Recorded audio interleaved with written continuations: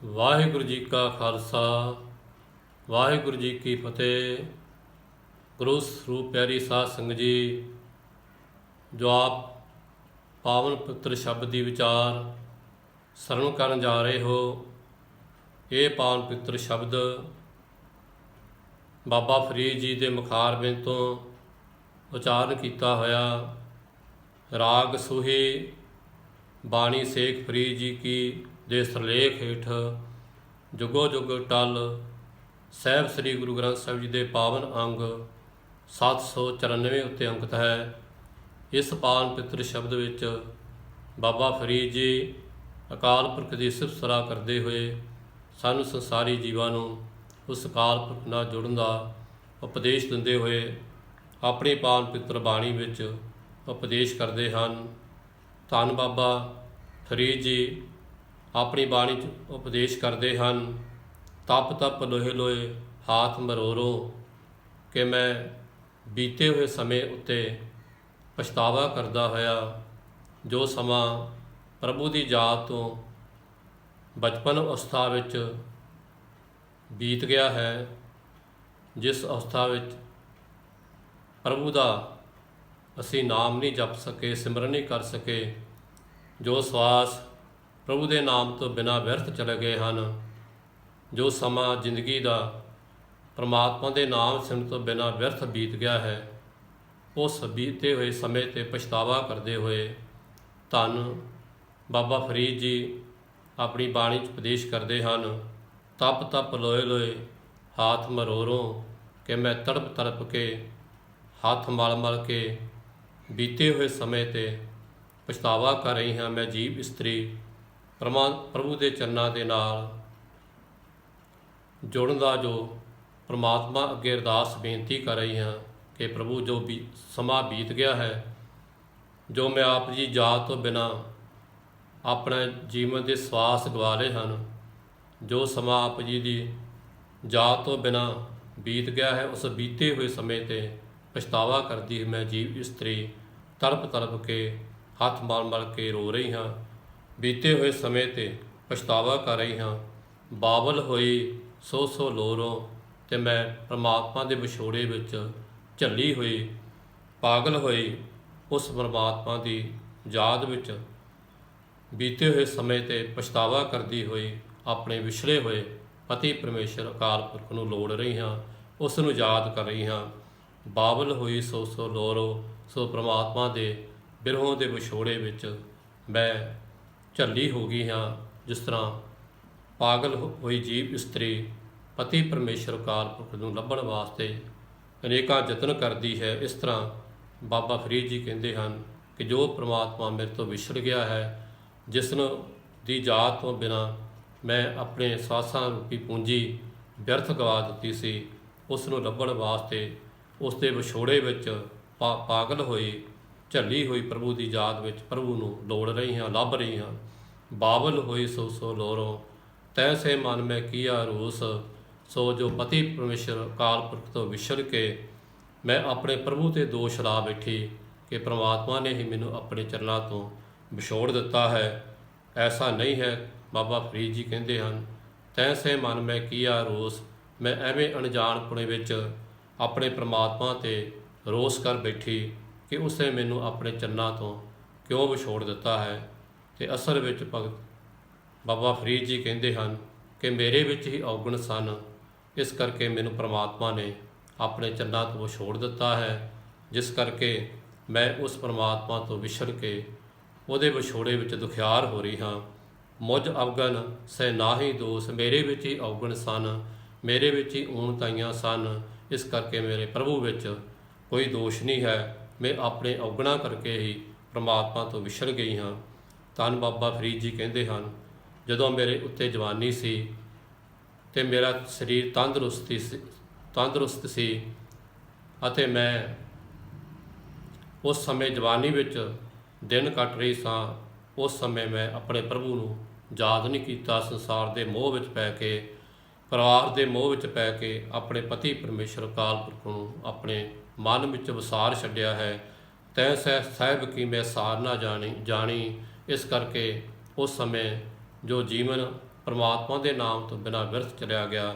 ਜਦੋਂ ਮੇਰੇ ਉੱਤੇ ਜਵਾਨੀ ਸੀ, ਸੁੰਦਰਤਾ ਸੀ, ਜਦੋਂ ਮੇਰਾ ਸਰੀਰ ਨਵਾਂ ਨਰੋਆ ਸੀ, ਉਦੋਂ ਮੈਂ ਆਪਣੇ ਪ੍ਰਭੂ ਨੂੰ ਯਾਦ ਨਹੀਂ ਕੀਤਾ, ਉਹਦੀ ਯਾਦ ਵਿੱਚ ਨਹੀਂ ਜੁੜੀ।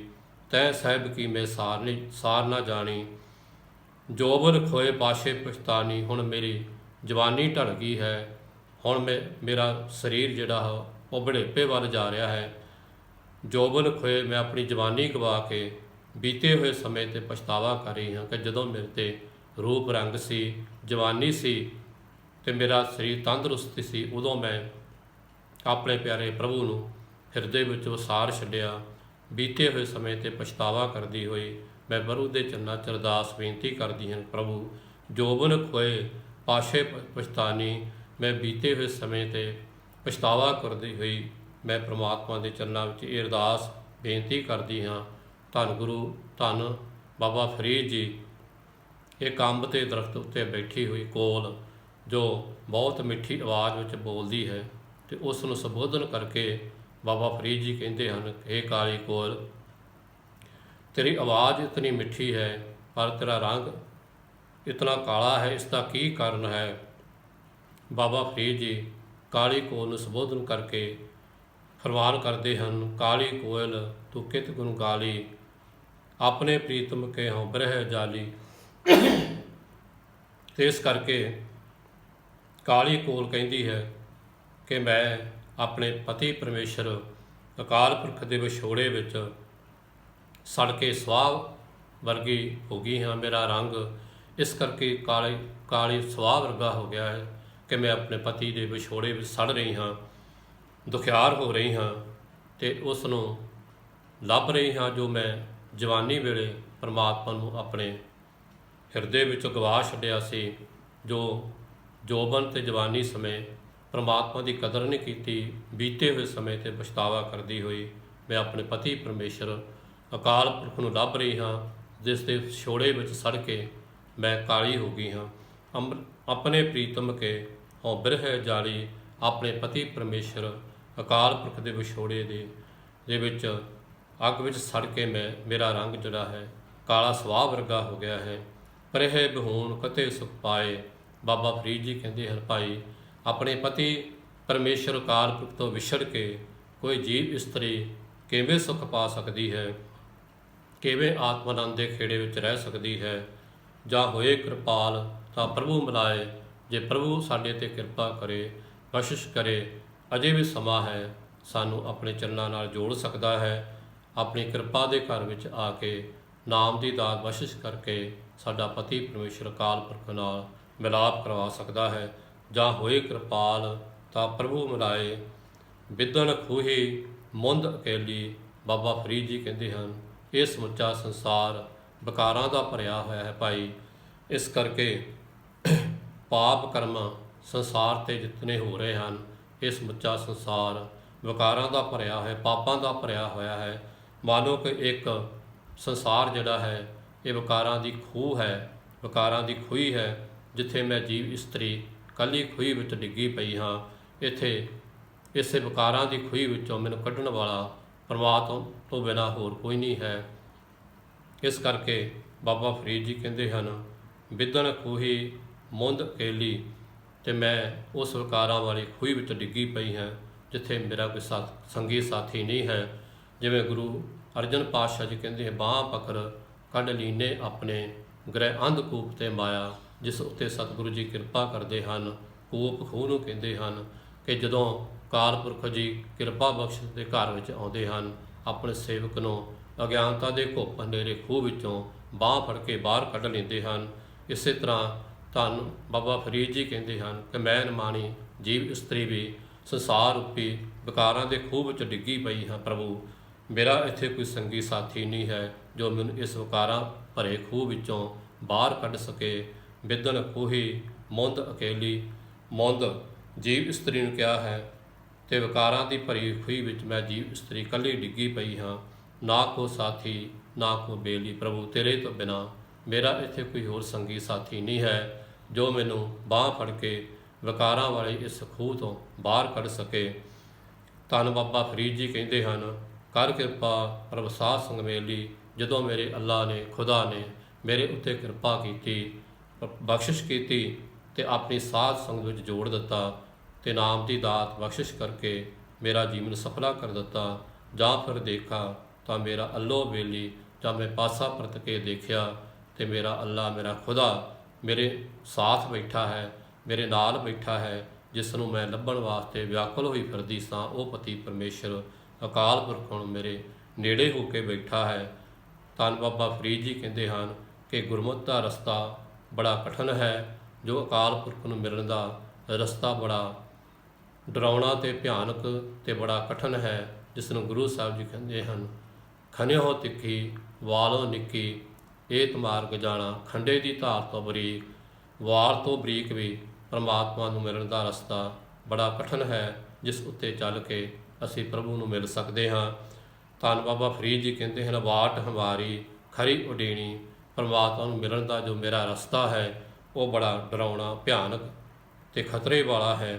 ਇਸ ਕਰਕੇ ਖਨਿਓ ਤਿੱਖੀ ਬਹੁਤ ਪੀਣੀ, ਖੰਡੇ ਦੀ ਧਾਰ ਤੋਂ ਬਰੀਕ, ਤੇ ਵਾਲ ਤੋਂ ਬਹੁਤ ਬਰੀਕ ਹੈ ਉਹ ਰਸਤਾ। ਉਸ ਮਾਰਗ ਉੱਤੇ ਪਰਮਾਤਮਾ ਨੂੰ ਮਿਲਣ ਵਾਸਤੇ ਚੱਲਣਾ ਪੈਂਦਾ ਹੈ। ਬਾਬਾ ਫਰੀਦ ਜੀ ਕਹਿੰਦੇ ਹਨ, ਉਸ ਉੱਪਰ ਹੈ ਮਾਰਗ ਮੇਰਾ, ਉਸ ਕਠਿਨ ਰਸਤੇ ਉੱਤੇ ਚੱਲਣਾ ਜਿਹੜਾ ਹੈ ਮੇਰਾ ਰਸਤਾ ਹੈ, ਜਿਸ ਉੱਤੇ ਚੱਲ ਕੇ ਮੈਂ ਆਪਣੇ ਪਤੀ ਪਰਮੇਸ਼ਰ ਅਕਾਲ ਪੁਰਖ ਨੂੰ ਮਿਲ ਸਕਦੀ ਹਾਂ। ਬਾਬਾ ਫਰੀਦ ਜੀ ਕਹਿੰਦੇ ਹਨ, ਅਜੇ ਵੀ ਸਮਾਂ ਹੈ ਭਾਈ, ਸੇਖ ਫਰੀਦਾ ਪੰਥ ਸਮਾਰ ਸਵੇਰਾ, ਕਿ ਜੇ ਅਸੀਂ ਅੰਮ੍ਰਿਤ ਵੇਲਾ ਸੰਭਾਲ ਲਈਏ, ਅੰਮ੍ਰਿਤ ਵੇਲੇ ਪ੍ਰਭੂ ਦੀ ਯਾਦ ਵਿੱਚ ਜੁੜੀਏ ਤੇ ਉਹਦਾ ਸਿਮਰਨ ਬੰਦਗੀ ਕਰੀਏ, ਤੇ ਇਹ ਜਿਹੜਾ ਗੁਰਮਤਿ ਦਾ ਰਸਤਾ ਕਠਿਨ ਹੈ, ਬੜਾ ਸੁਖਾਲਾ ਹੋ ਸਕਦਾ ਹੈ।